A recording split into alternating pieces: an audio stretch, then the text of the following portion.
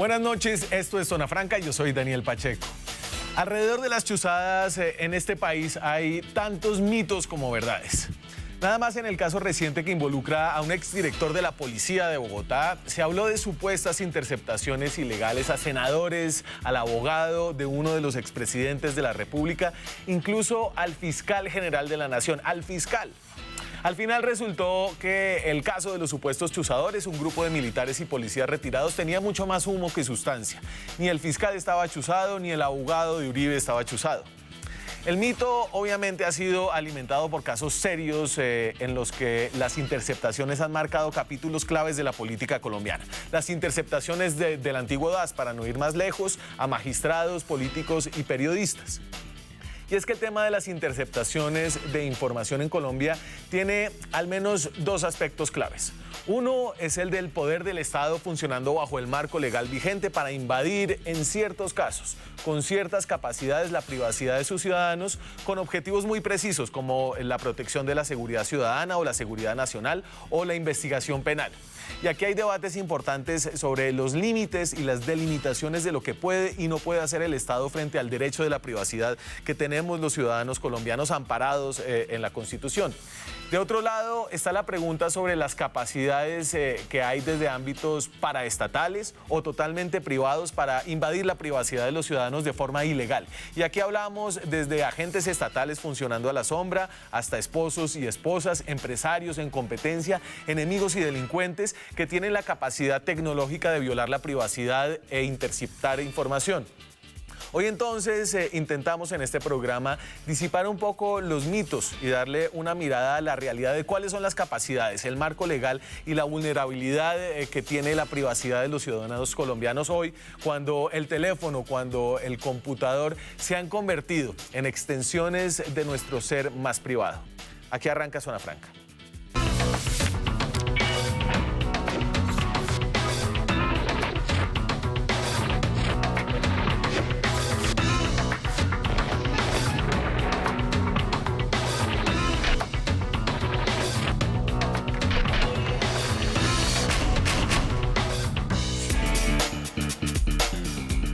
Y me acompañan para disipar mitos, para sembrar algo de luz en las realidades. Dos personas que trabajan desde ámbitos distintos en este tema de la seguridad, de la privacidad. Javier Pavón es coronel retirado de la Policía Nacional, fue director de inteligencia de la Presidencia de la República, hoy trabaja como consultor, como experto en ciberseguridad. Ayudó a... ¿Cómo es que usted lo explica, Javier? Ayudó a... Bueno, ayudamos en algunas circunstancias a crear la ciberseguridad de diferentes instituciones de seguridad y defensa del Estado. Muy misteriosos siempre los hombres de inteligencia del Estado. Le agradezco mucho estar aquí, Javier. Muchas gracias, Daniel. Usted es muy amable. Juan Diego Castañeda es abogado, es investigador de la Fundación Carisma. La Fundación Carisma es una organización de la sociedad civil que hace... ¿Qué, Juan Diego? Gracias por estar acá. No, gracias, Daniel. Pues Fundación Carisma es una organización de la sociedad civil que en general se preocupa por los problemas de derechos humanos y tecnología. Y parte de eso tiene que ver con el derecho a la intimidad, a la privacidad, a la libertad de expresión y a la vigilancia de las comunicaciones, y en eso pues hemos estado trabajando un tiempo, sobre todo mirando el marco legal. Aquí entonces, como les decía, tenemos dos perspectivas distintas y vivimos bajo una misma constitución. Y creo que, y arranco por los derechos constitucionales de los ciudadanos, porque son bastante claros, es bastante taxativa nuestra constitución en cuanto a qué y cuánto está protegido el derecho a la privacidad. Es el artículo 15, y teniendo en cuenta que la constitución tiene 200 y pico artículos, es importante notar que el artículo 15 está bien arriba y lo que dice es lo siguiente: todas las personas tienen derecho a su intimidad personal y familiar y a su buen nombre. La correspondencia y demás formas de comunicación privada son inviolables. Solo pueden ser interceptadas o registradas mediante orden judicial en los casos y con las formalidades que establezca la ley. Estos son los derechos de los ciudadanos, pero estos derechos no son absolutos. Y luego en el artículo 250 de la Constitución hay, y en el que habla de las funciones de la Fiscalía, por ejemplo, dice: en ejercicio de sus funciones, la Fiscalía General de la Nación deberá, en casos de requerirse medidas adicionales que impliquen afectaciones de derechos fundamentales, deberá obtenerse la respectiva autorización por parte de un juez que ejerza las funciones de control de garantías para poder proceder a ello. Es decir, es un derecho la privacidad, la inviolabilidad de la correspondencia.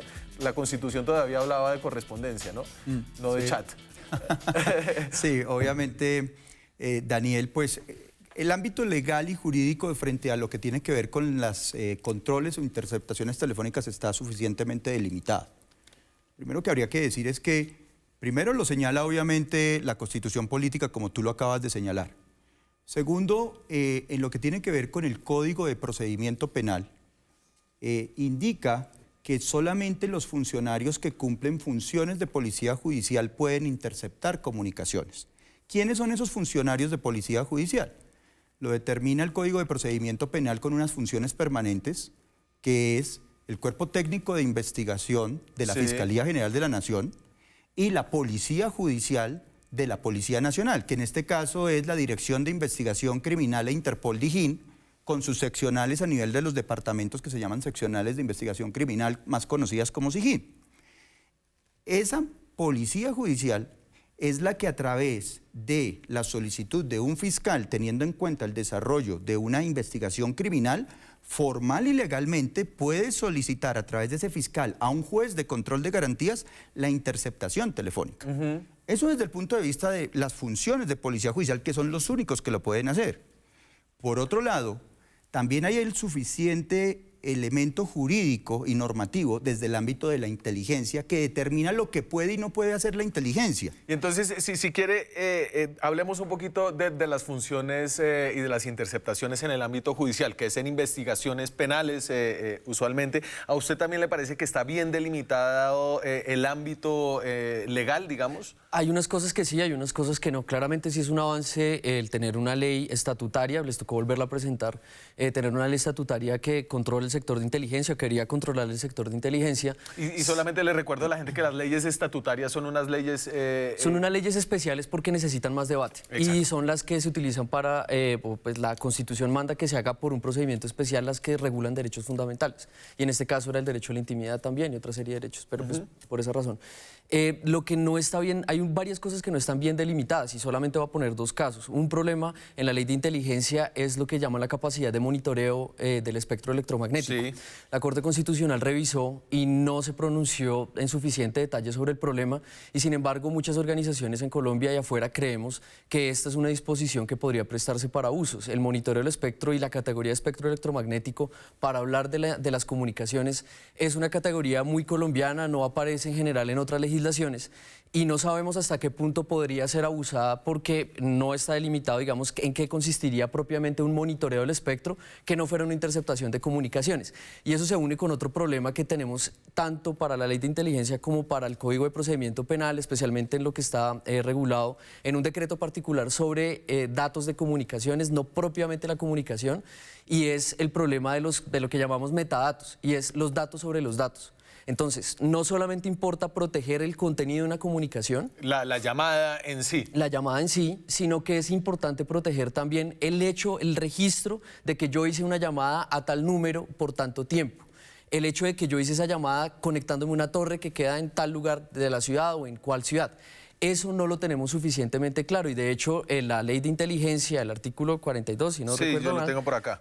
Habla de la colaboración con las empresas de telecomunicaciones y utiliza una expresión que tampoco fue bien revisada por la Corte Constitucional sobre el historial de comunicaciones. El decreto 1704 habla de datos del suscriptor, habla de ubicación geográfica, pero no tenemos claro y la ley, digamos, no es suficientemente clara hasta qué punto se puede acceder a esa información.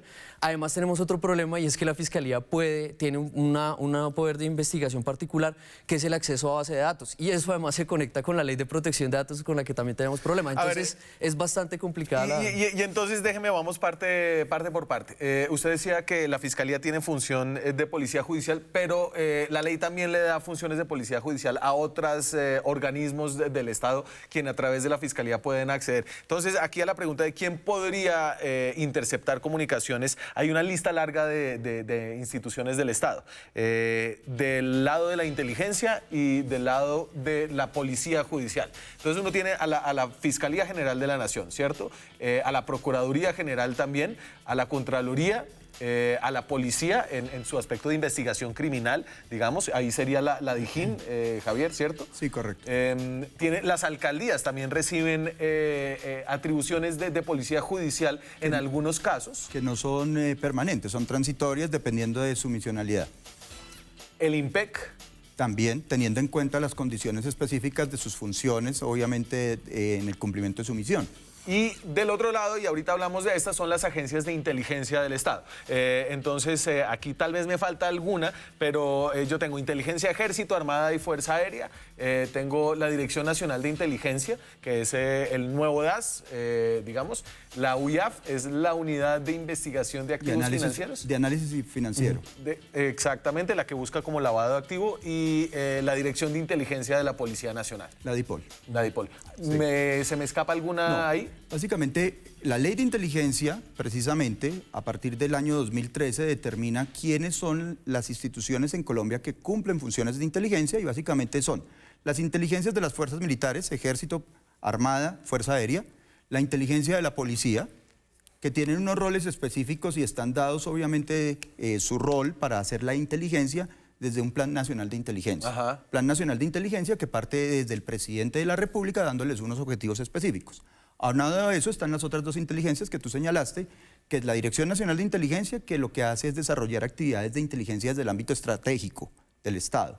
Y lo que es la UIAF, que es la Unidad de Información y Análisis Financiero, que pertenece al Ministerio de Hacienda y lo que hace es analizar información frente a todo lo que tiene que ver con los delitos económicos, financieros, específicamente temas de evasión de impuestos, lavado de activos y demás. Entonces, esas son las instituciones que cumplen funciones de inteligencia. Ahora bien, la misma ley de inteligencia determina que estas agencias o estos organismos de inteligencia o quienes cumplen las funciones de inteligencia en el Estado colombiano no pueden interceptar comunicaciones móviles, telefónicas fijas y demás. No lo pueden hacer. Lo determina específicamente en el artículo 17 y le dice que para hacer una actividad de esas no son ellos los competentes. Los competentes son quienes hacen o desarrollan las funciones de policía judicial, es decir, los que tú acabas de mencionar anteriormente. ¿Correcto? Y dice que para ello se debe, obviamente, desarrollar a través de ellos, cumpliendo, obviamente, el Código de Procedimiento Penal, que no es otra cosa que lo que también pues, acabamos de señalar. Que es básicamente lo que dice la ley de inteligencia. Dame la ley de inteligencia, interceptación y monitoreo, que es el artículo 17. Del 17. Entonces, aquí es donde esta ley de inteligencia, que es la ley de 2013, que es una ley aprobada en el anterior gobierno, establece como taxativamente qué pueden hacer. Monitoreo del espectro electromagnético e interceptaciones de comunicaciones privadas. Dice, las actividades de inteligencia y contrainteligencia comprenden actividades de monitoreo del espectro electromagnético. El monitoreo no constituye interceptación de comunicaciones. La interceptación de comunicaciones privadas telefónicas móviles o fijas, así como de las comunicaciones privadas de datos, deberán someterse a los requisitos establecidos en el artículo 15 de la Constitución y el Código de Procedimiento Penal y solo podrán llevarse a cabo en el marco de procedimientos judiciales. Dos cosas ahí, o sea, lo primero es que la ley en ese sentido no debería y no debería haber podido calificar el monitoreo si es una interceptación o no, porque justamente la protección por la interceptación de comunicaciones se trata de la protección a la intimidad y eso es lo que hay que valorar, o sea, la acción concreta y no simplemente, digámoslo así, pintarla y diciéndole no es una interceptación, o sea, el monitoreo no es interceptación, no es suficiente para que el monitoreo no sea interceptación, porque hay que entender en qué consistiría el monitoreo, en qué consiste, o sea, exactamente en qué consiste hacer un monitoreo del espectro electromagnético.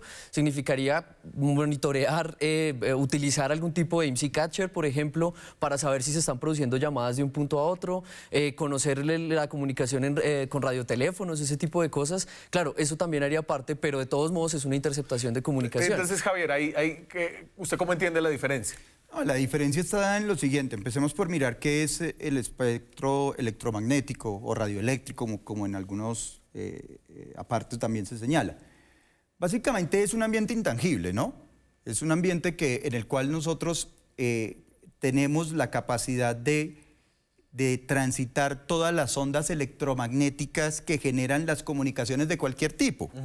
Es decir, en ese medio intangible están las ondas desde las comunicaciones que se generan a través de un infrarrojo, de una comunicación Bluetooth, de una comunicación de baja frecuencia, de media frecuencia, de alta frecuencia, las comunicaciones que se dan como, pues nos lo dijo también aquí Juan Diego, precisamente las comunicaciones radiales de radioteléfonos, de radioaficionados, sí, de celulares. hasta el chat que yo mando por un WhatsApp. Claro, inclusive las comunicaciones satelitales. ¿Sí? Esto es una gama, es un amplio espectro en donde vamos desde frecuencias desde kilohertz hasta gigahertz, en donde vamos obviamente de frecuencias de baja frecuencia hasta de alta frecuencia. Sí. Entonces, yo lo coloco como este ejemplo. Mire, hacer un monitoreo es, dependiendo de la capacidad que tenga un equipo, que obviamente es un equipo del Estado, ¿cierto?, que está obviamente en el marco del cumplimiento de una función, en este caso, avalada por el Estado, que es de inteligencia, sí, que está en el marco de una misión y una orden de trabajo que hace parte del cumplimiento de un plan nacional de inteligencia. Es decir, todo está avalado en este momento por la ley. El ejemplo que le doy es básicamente como cuando usted sale en su carro y escanea emisoras. Empieza a hacer un barrido y llega una emisora y posteriormente llega otra y posteriormente llega otra. Pero no se queda y escucha. Claro, usted puede quedarse escuchando ahí o puede pasar a otra emisora, ¿sí? En el escaneo, puede decir paro aquí o sigo escaneando. Pero ¿por qué no es una interceptación desde el punto de vista del ámbito de los teléfonos? Mire, básicamente es porque en un medio de estos no existe la capacidad para yo mantenerme escuchando la comunicación durante 1, 2, 3, 4 días. ¿Y por qué? Porque las comunicaciones celulares no siempre están en un mismo sitio. Las comunicaciones necesitan de unas celdas y de unas BTS, es decir, unas torres de transmisión de señal, en donde los diferentes operadores de señal tienen sus celdas para poder recibir la señal del celular y poder retransmitirla, pues, obviamente a su central, sí, y viceversa con el emisor que está en otro lado. Para venir esta noche al estudio de mi casa, aquí yo pude haber pasado por decir algo, 15, 20 celdas. Nunca voy a estar en un sitio fijo. Entonces, el equipo no va a estar escaneando la celda específica. Pero entonces, digamos, hay en un atentado, digamos, el atentado a la General Santander. Correcto. Y entonces lo que hacen es monitorear las celdas que están alrededor de ese área geográfica. Una actividad que podría hacer ahí en ese momento de reacción es colocar un equipo táctico, se llama táctico porque es un equipo de sitio, sí, ¿sí? Y empezar a ver qué se escucha alrededor, no solamente desde el punto de vista telefónico, ¿sí? Sino, como te digo, de las comunicaciones de los taxistas, de la red de la banda de pronto de radioaficionados, las mismas comunicaciones que utilizan las fuerzas públicas, los radios que utiliza el ejército, la policía, están en ese espectro electromagnético. Y ahí se podría obtener alguna información de momento. Claro. Pero no significa que yo pueda controlar de tiempo completo esas comunicaciones. Y eso se puede hacer sin una orden judicial, entonces. Eso se puede hacer como una labor de inteligencia. Eso es una labor de inteligencia que está determinada, y ahí lo dice el artículo 17. Si dentro de las labores de inteligencia se va a hacer un monitoreo del espectro electromagnético, debe estar incluido dentro de la orden y la misión de trabajo. Por eso el concepto en el ámbito de la inteligencia en este momento, del año 2013 para acá, ha madurado mucho en Colombia. Estoy de acuerdo, digamos, en general, pero yo creo que ahí sigue habiendo algunos problemas. Por ejemplo, la Constitución no dice exactamente cuánto tiempo tiene que suceder una interceptación para que sea interceptación. Para los que vimos The Wire, por ejemplo, la serie sobre, digamos, una serie gringa, ellos solo podían quedarse en la llamada un cierto tiempo. Claro, pero eso es difícil de controlar y no tendría hasta cierto punto sentido. Por eso mismo hay que volver, digamos, al principio fundamental y es las comunicaciones son privadas. Las comunicaciones solamente pueden ir de la persona que las envía a quien las recibe. Cualquier interceptación de esas comunicaciones es una violación a la intimidad y solamente se hacen casos particulares para fines particulares. Hay otro problema ahí y es que no deberíamos confundir las funciones de inteligencia con las funciones de la investigación penal o los procedimientos judiciales. Y es que inteligencia busca, está hablando de seguridad nacional, está hablando de amenazas y está hablando de un monitoreo más general, digámoslo así, de las situaciones de seguridad, mientras que policía judicial y el trabajo de investigación es para encontrar elementos materiales probatorios, como dice el Código de Evidencia Física, o sea, pruebas que llamamos, para poder llevar a una persona ante un juez y acusarla de un delito. Entonces son dos cosas completamente diferentes y de nuevo, quedarse escuchando una conversación, sea por 10 segundos o sea por 3 minutos, el tiempo que sea, de todos modos recoge información y es esa información la que está protegida. Aquí hay obviamente una tensión entre la seguridad nacional, la privacidad ciudadana, una tensión que nunca se va a resolver, pero que es muy interesante. Cuando regresamos miramos cuáles son las capacidades que hay para interceptar, si son suficientes, si están bien vigiladas, y luego hablamos de las interceptaciones no por parte del Estado, sino por parte de privados, de las vulnerabilidades en la seguridad que tenemos todos los que utilizamos aparatos como estos. Ya regresamos. Seguimos en Zona Franca esta noche disipando mitos, llegando a las realidades de cómo se intercepta en este país, de cuál es el marco, cuáles son las capacidades tecnológicas, cuáles son las vulnerabilidades que ustedes tienen en sus teléfonos para ser escuchados por el Estado, por alguien cercano, por otro privado. Y entonces estábamos hablando de la tensión que hay entre el interés de proteger la seguridad nacional, la seguridad ciudadana del Estado, que a veces necesita violar algunos derechos de la privacidad de sus ciudadanos y el derecho de la privacidad consagrado en la Constitución. Juan Diego. Sí, no, yo creo que realmente no hay una tensión o no deberíamos hablar de tensión porque las autoridades están constituidas para proteger los derechos de las personas y son todos los derechos, no son ciertos derechos o unos con excepción de otros. Hace poco, a partir de lo del atentado del ELN a la escuela de policía, hubo varios comentarios sobre la idea de los obstáculos que tienen las autoridades para poder conocer información o para poder investigar casos. Claramente los derechos y las garantías no son obstáculos, digamos, para las autoridades, son justamente la razón por las cuales están constituidas como autoridades. Y es que lo que hacen las autoridades es con el objetivo de garantizar los derechos de las personas y por eso tienen procedimientos y por eso debe haber controles. Pero en ese sentido la ley colombiana es bastante específica, entonces yo me imagino, digamos, que en el marco de una investigación de inteligencia, una investigación de seguridad nacional o de las actividades de seguridad nacional, uno podría hipotéticamente, Javier, querer saber qué está hablando por teléfono el embajador de otro país, digamos, un país como Venezuela, que tiene un gobierno con varias adversidades con el gobierno colombiano. Y entonces, ¿cómo haría la inteligencia militar o inteligencia de la policía o la Dirección Nacional de Inteligencia para poder acceder a esas escuchas con una orden judicial? Un juez de garantías nunca avalaría la interceptación de alguien protegido por el fuero diplomático. Claro, porque es que ahí ya hay unas circunstancias totalmente distintas desde el ámbito ya del derecho internacional, ¿no? Ya no es una circunstancia pues específicamente del derecho nacional, ¿no? Interno, y ya estaríamos en unas circunstancias totalmente distintas de circunstancias diplomáticas que podrían llevar en un caso de esos pues al rompimiento de las relaciones bilaterales, inclusive al llamamiento a consultas. No sé si, pues obviamente tú te has dado cuenta. Estados Unidos, digamos, se supo a través de las filtraciones de Edward Snowden que la Agencia Nacional de Inteligencia de Estados Unidos tenía interceptados a una cantidad de presidentes. Correcto. En el caso de Colombia, de acuerdo a nuestra normatividad, tanto desde el punto de vista de inteligencia, si lo hace la inteligencia es una actividad pues que no está aprobada por la ley. No la podemos hacer. Y la inteligencia sí puede hacer inteligencia con esas restricciones y yo ahora me estoy yendo para el otro lado. Claro, porque es que la inteligencia no es solamente la inteligencia técnica, Daniel. Hay inteligencia de cualquier... Mire, el gran problema que tenía la inteligencia en los años 90 y principios de los 2000, ¿sí? Era cómo obtener información. Hoy en día ese no es el problema.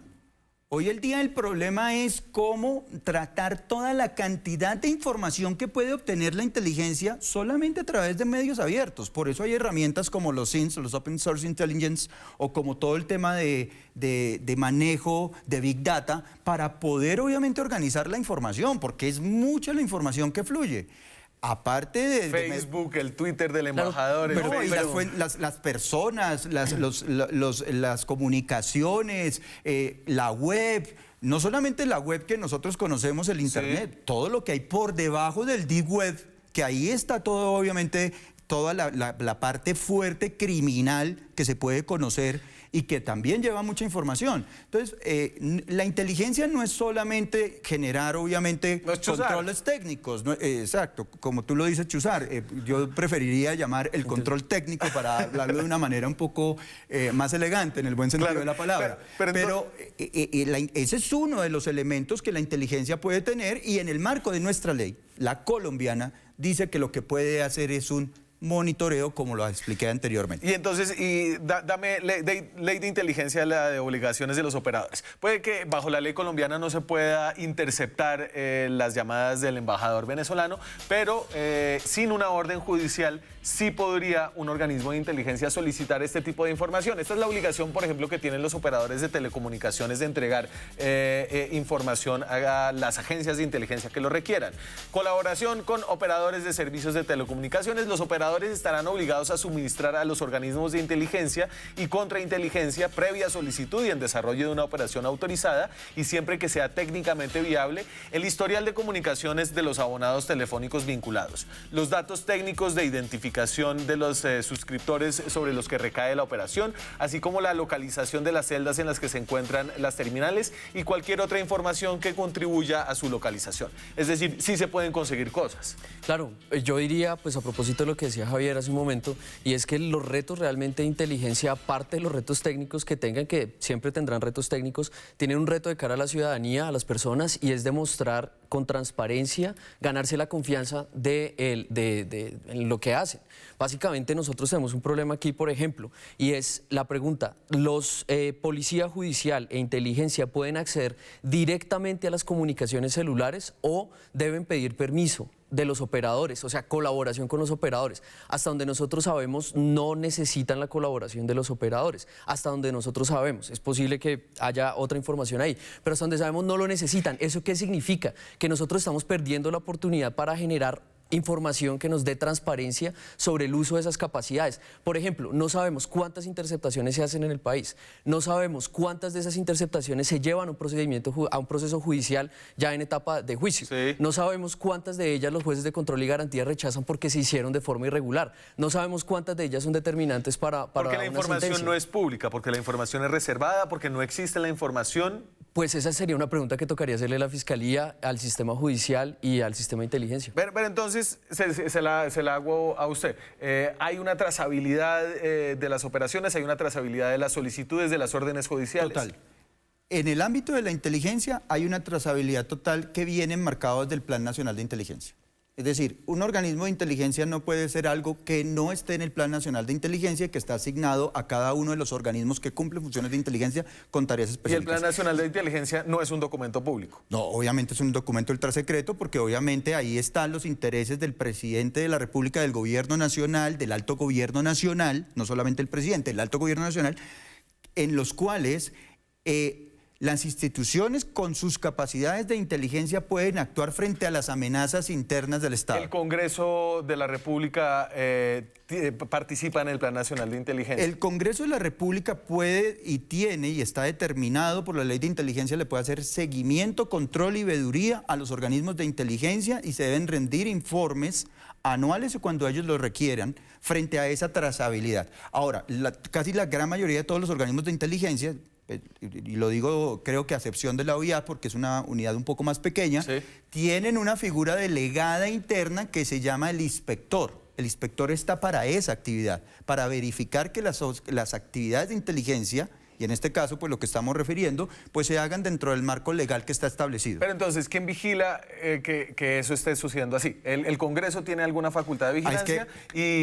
usted, y digamos, dentro del mismo Ejecutivo y dentro de las mismas organizaciones de inteligencia se vigilan a sí mismos. Claro, hay unas figuras internas de control. Primero, hay control interno. Sí. Segundo, hay un inspector delegado para esa actividad en la policía, en el ejército, en la Armada, en la Dirección Nacional de Inteligencia. Aparte de eso, obviamente están las auditorías de la Contraloría y de la Procuraduría, sí, que velan porque pues, lo que está determinado dentro de las funciones y dentro de los mandatos, obviamente, tanto a nivel de la ley como los decretos de sus funciones, obviamente sí, se cumplan. Lo que habría que señalar, y algo que pues, Juan Diego lo dijo ahora, es la tranquilidad y la transparencia que debe tener obviamente los colombianos frente a las funciones de inteligencia y las funciones de policía judicial y frente a este tema de lo que es el control obviamente de las comunicaciones. Y es que Colombia ha madurado mucho en los últimos, yo diría que en los últimos 8 años en este tema, tanto desde el punto de vista del ámbito legal.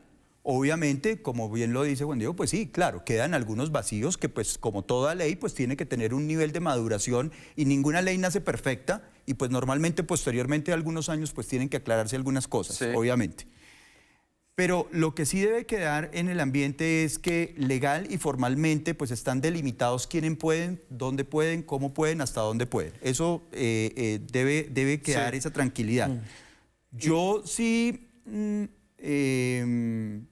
tengo un temor un poquito más amplio en el tema de lo que podría ser la interceptación o el control de las comunicaciones, y es el hecho de que normalmente nosotros pensamos de que las comunicaciones es cuando yo simplemente hablo por celular, o cuando yo simplemente cojo el teléfono fijo, que ya pues casi no se usa, pero pues en una oficina o en la casa, en lo que sea, y entonces yo me estoy comunicando. Pero es que el problema hoy en día es que la mayoría de las comunicaciones se hacen a través de lo que es la transmisión de datos. Sí. Es decir, las comunicaciones a nivel de mensajería, las comunicaciones a nivel de correo electrónico, las comunicaciones a nivel de chats y demás.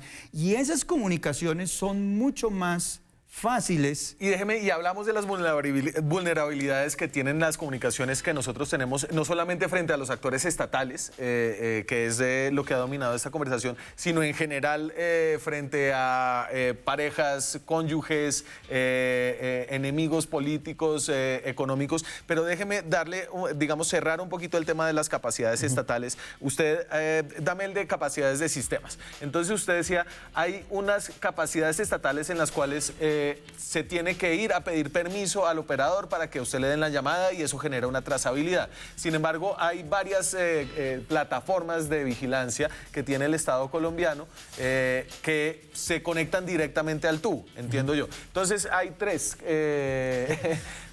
al menos plataformas de vigilancia: la plataforma Esperanza, que es la que opera la Fiscalía General de la Nación; la plataforma Puma, que es operada entre la Fiscalía y la Policía, esta es relativamente nueva; y el sistema integrado de grabación digital, que es el que opera la Dirección de Inteligencia de la Policía Nacional.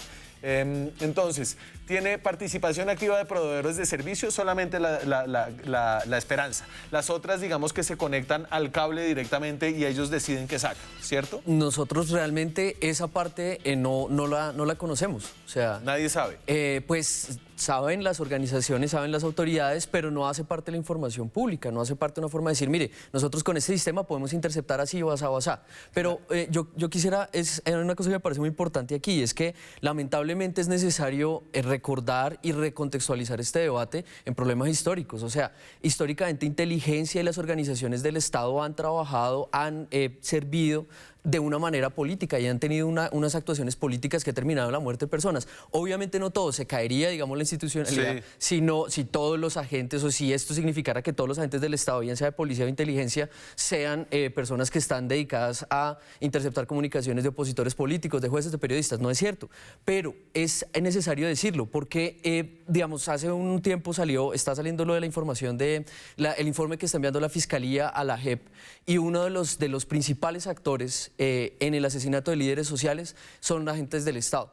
y no solamente en homicidios, sino en acoso o seguimientos ilegales y en abuso de inteligencia. Entonces es necesario recontextualizarlo porque lamentablemente inteligencia, aunque tengamos buenas leyes y aunque podamos tener, digamos, un artículo de la Constitución, tratados internacionales, donde podamos volver para decir, tenemos el derecho a la intimidad y esto se debe hacer bien y aquí están los procedimientos, no tenemos esas garantías. La Comisión de Seguimiento a las Actividades de Inteligencia y Contrainteligencia del Congreso no ha funcionado, o por lo menos hace un tiempo ni siquiera se había podido superar la etapa de verificación de credenciales de parte de las UTL de los senadores para poder conocer los informes de inteligencia. Aparte de eso, yo mismo he estado en ferias de inteligencia donde nos ofrecen y le muestran a uno aparatos para, por ejemplo, si yo veo, así me lo explicaba la persona, si yo veo un grupo de personas y yo quiero saber este celular de quién es, yo puedo falsificar el número, marcarlo y ver quién contesta. Eso fue lo que yo vi de primera mano. Además, ver en pantallas, digamos, cómo salía en la lista de mensajes de texto, que además era una feria en donde estaban participando militares en general y funcionarios de policía, y se veían los mensajes, coronel, tal cosa, mi capitán, tal cosa. Entonces, claro, es una cosa impresionante porque ahí tenemos un problema. Las técnicas, o sea, las herramientas que se utilizan no están controladas. El escándalo de Hacking Team, la policía estaba buscando software y casi se lo venden 2 veces para interceptar, controlar, tomar control de celulares. Eso, y de computadores en general. Eso es un vacío legal porque acceder a los dispositivos es otra cosa distinta a la interceptación de comunicaciones. Vamos a la pausa, regresamos con las capacidades que hay, las capacidades que no sabemos que hay, que tiene el Estado colombiano, y también los privados que pueden acceder a estos equipos de vigilancia en los mercados abiertos a nivel internacional. Ya regresamos. Seguimos en Zona Franca, estamos hablando de mitos, de realidades alrededor de la idea de que todo el mundo está chuzado en Colombia, lo cual es totalmente falso. Totalmente. Si a uno se le cae la llamada, ¿está chuzado? Ese es un mito que normalmente dice, no, es que cuando se me cae la llamada estoy chuzado. Al contrario, cuando de pronto tienes un control técnico oficial, legal, en el ámbito de nuestro mandato legal, es cuando mejor señal te entra. ¿Por qué? Porque los investigadores judiciales necesitan tener el control técnico de las llamadas frente a los objetivos que se están desarrollando. O puede estar cerca de una cárcel o una embajada. Cuando se te cae la llamada es porque una de dos cosas, o porque pasaste una celda y la celda está demasiado ocupada y entonces pues te necesita coger otra celda mientras tanto porque la celda por la que pasas está totalmente llena de abonados telefónicos. Sí. O porque estás pasando por un lugar donde hay un inhibidor de señal por temas de seguridad, ¿no? Como lo decía aquí en este caso Juan Diego, que puede ser una embajada, tiene una inhibición de señal y entonces se te cae la llamada. Una cárcel. Pero pues eso, sí, eso es parte de los mitos, entonces, ¿no? venga, volvamos a las capacidades que hay, las capacidades que conocemos de los sistemas de vigilancia. Entonces son 3 plataformas, Esperanza, Puma y el Sistema Integrado de Grabación Digital de la DIPOL. Entonces, solamente Esperanza necesita participación activa de los proveedores de servicio. Monitoreo pasivo en masa. Lo puede hacer Puma y lo puede hacer el sistema integrado. Eso es básicamente coger todo, ¿cierto? Eso es como monitoreo, no es voy por esta línea, sino quiero todo el tráfico de tal sector. Sí, o sea, básicamente lo que sería el monitoreo en masa es uno que no está discriminado y no dice voy a buscar las comunicaciones de tal persona por tal razón. Todo lo demás, por lo menos el acceso directo a las redes de los proveedores, es de alguna manera vigilancia en masa porque no hay una forma de distinguir cuáles son los objetivos antes de que los puedan interceptar. ¿Y eso cabería dentro de la categoría de monitoreo? Podría señalarse que, entre comillas, es un monitoreo en el buen sentido de que en realidad yo no tengo un objetivo específico. Sí. Y yo no estoy controlando 24 horas las llamadas entrantes y salientes de una persona, sino simplemente estoy, de acuerdo a las capacidades señaladas en la filmina, pues lo que estoy es mirando a ver, obviamente, qué puede ser de mi interés. Pero entonces, Javier, uno podría decir que Puma... Aclarando que Puma es un ámbito desde el punto de vista de policía judicial, ¿no? Sí. O sea, aclaro ese tema.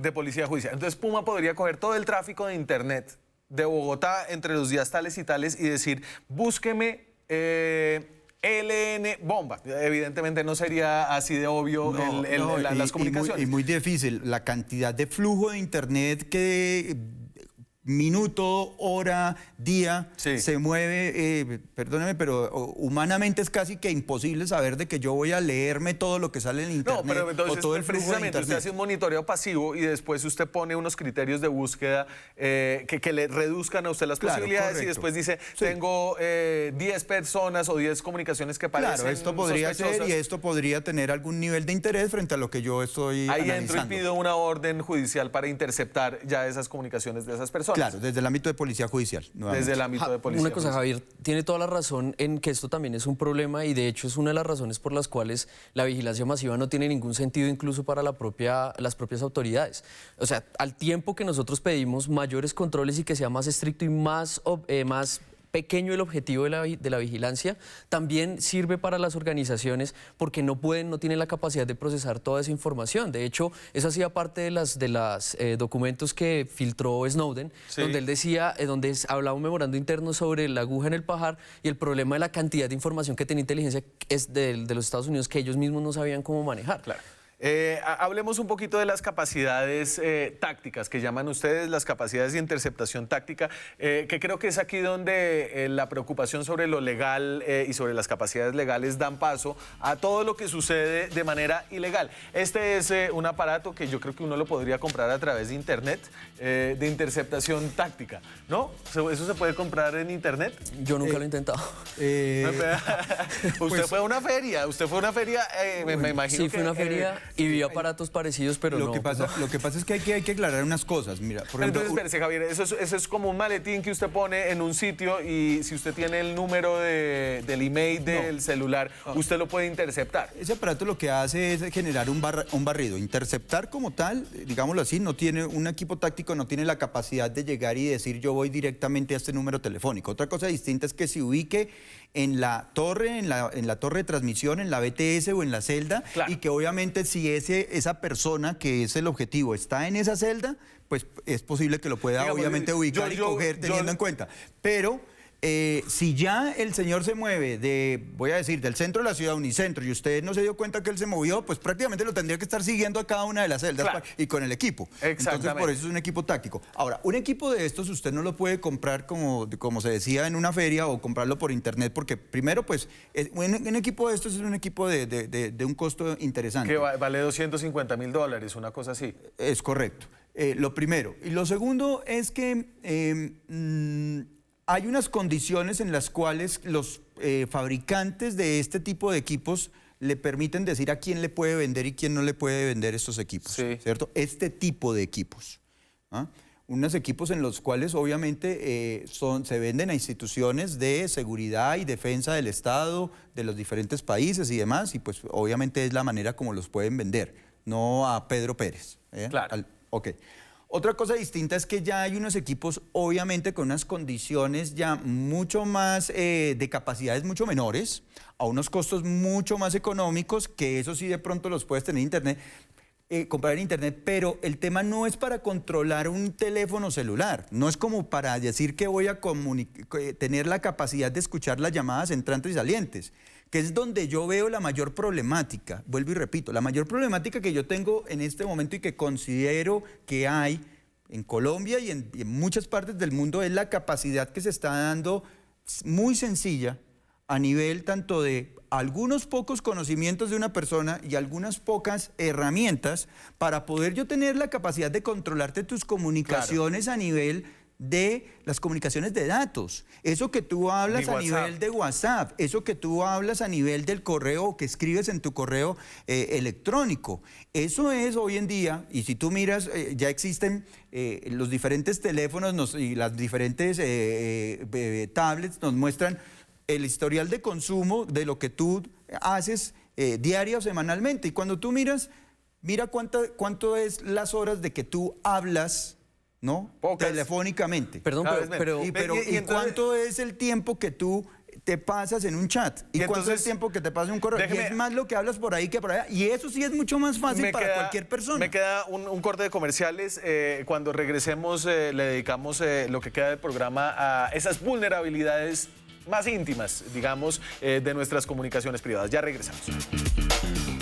Seguimos en Zona Franca. Hablamos de las capacidades estatales para violar la privacidad en el marco legal de algunos ciudadanos y también de lo que pueden hacer los privados. Esa vigilancia más íntima, Juan Diego, ¿ustedes se preocupan de eso o en Carisma un poco están más enfocados en las capacidades estatales? No, hemos trabajado las capacidades estatales, por ejemplo, digamos, de la tecnología que están mostrando ahora de los IMSI Catchers. Una de las preocupaciones es justamente la legalidad de eso. Es un aparato que básicamente simula una torre de celular y permite distintos tipos de manipulación de la comunicación celular. Los celulares son tontos, se pegan a la torre que más señal les dé. Y esto es como una señal para los celulares, una torre para los celulares tiene más señal, ellos se conectan directamente y ahí puede haber una serie de manipulaciones. También se pueden escuchar llamadas dependiendo del aparato. ¿Inteligencia de la Armada?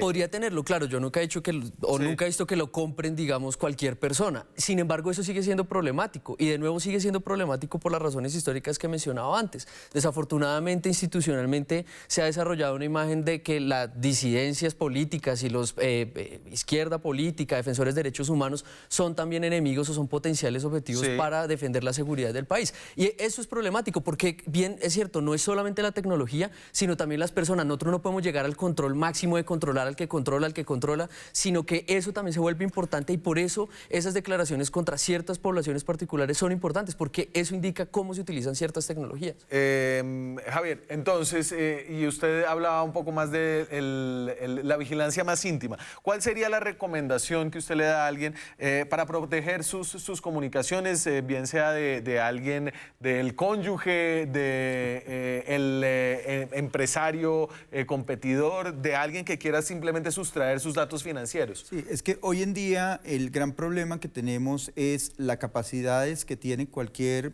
persona en cualquier lugar para poder obviamente acceder a nuestros datos personales. Y eso se hace básicamente a través de enviar un keylogger, enviar un malware a tu teléfono o a tu tablet o a tu computador. Y si tú no tienes unas costumbres de seguridad de la información, una cultura de seguridad de la información básica, pues vas a caer muy fácilmente. Porque yo escuchaba en el caso de que involucraba al general Guatibonza, por ejemplo, que está en proceso, que dice que habían hackeado el WhatsApp. El WhatsApp, entiendo yo, es muy difícil de hackear. Lo que es fácil de hackear es el teléfono que tiene el WhatsApp. Claro, y después de que entren a tu teléfono, pues te pueden hacer, obviamente, llamémoslo así, un espejo, ¿sí? Entonces, ¿cómo entran a tu teléfono? Pues sencillamente te mandan a ti embebido de pronto en un mensaje, en una foto, en un video de alguien desconocido, y lo que tú haces es simplemente abrirlo y ya en este momento obviamente el sistema operativo del teléfono está contaminado. Y está contaminado y tiene un comando y control que está enviando pues la información que requiere la otra persona. Es decir, todo lo que yo hago en mi teléfono lo está viendo alguien en otro teléfono. Dependiendo de las capacidades que tenga el malware, obviamente, ¿no? Pero esas capacidades no requieren de un gran aparato estatal ni un estado de vigilancia. Esas capacidades tú las puedes inclusive, algunas las puedes encontrar libres en internet. Capacidades básicas. Ahora, capacidades más sofisticadas las consigues ya obviamente en foros ya más privados o inclusive lo consigues en lo que se llama el dark web o el deep web. ¿Y usted para la protección de datos personales y para la protección personal, qué recomienda? O sea, ¿cuál es como la idea ahí? Bueno, no, en general, digamos, tenemos unas guías en carisma.org.co, se pueden consultar, son unas guías básicas para hacer contraseñas seguras, para proteger la información. Una de las cosas que nos preocupa en general sobre esto es de nuevo como un discurso en contra de ciertas medidas de protección y por eso nosotros también favorecemos mucho cuando el mismo gobierno habla de cómo proteger la información y favorece el cifrado. En marzo de 2017 el fiscal dijo, tenemos un problema porque no podemos usar WhatsApp, necesitamos alguna manera de entrar a WhatsApp. Eso parte de la tecnología del cifrado que aparece en todas partes, digamos, es básico para hacer banca en línea y ese tipo de cosas deberíamos poderlas manejar. Por supuesto, no dejar las contraseñas en cualquier parte, no pegarlas en cualquier parte, no tener las típicas contraseñas 1, 2, 3, el nombre de los perros, bueno, qué sé yo, el año de nacimiento. El año de nacimiento. Eso. ¿Usted tiene una contraseña de cuántos dígitos? La que tiene el teléfono, que es como de 6 dígitos. ¿Y la suya, Javier? Cerca de 17. Si me lo permites, hay estudios obviamente a nivel de cifrado de las capacidades que tienen lo que se llama ataques de fuerza bruta, que no es otra cosa que muchos computadores tratando de romper los algoritmos de cifrado. Y básicamente lo que se determina es que una contraseña que tenga menos de 10 dígitos se puede romper con un ataque de fuerza bruta en menos de 1 hora, 2 horas. Entonces, lo más recomendable es que tú tengas contraseñas de más de 10 dígitos, o de más de 10 caracteres, perdón, en donde tengas obviamente mayúsculas, minúsculas, números y caracteres. Y en esa medida, por ejemplo, cuando uno tiene una contraseña robusta de esas, un ataque de fuerza bruta puede demorarse años. Y cuando hablo de años, las pruebas determinan que puede demorarse 50, 60, 70, 100 años. ¿Y usted tiene esa contraseña anotada en algún lado? En la cabeza. En la cabeza, pero de verdad, porque es que uno ya tiene demasiadas contraseñas. Lo que pasa, es un papelito escondido en el... Lo que pasa es que sí, obviamente hoy en día hay unas circunstancias y pues tenemos que ser realistas en eso, y es que, por ejemplo, en un banco a uno le piden a veces hasta 3, 4 contraseñas para diferentes cosas. Pero además hay cosas contextuales, o sea, una contraseña, digamos, de números o de letras sirve para unas ocasiones, pero por lo menos la huella del dedo también puede servir para otras. O sea, nadie le puede ver a uno la huella del dedo, aunque sí se la pueden poner cuando uno esté dormido. Y lo otro, por lo menos para manejar un cierto número de contraseñas, es utilizar gestores de contraseñas. Hay varios programas que le permiten a uno guardar bajo una sola contraseña una lista de contraseñas. Señores, muchas gracias por haber estado aquí esta noche. Daniel, muy amable. Les agradezco mucho. A ustedes también. Nos vemos mañana con más periodismo, con más debate, con más opinión. Chao.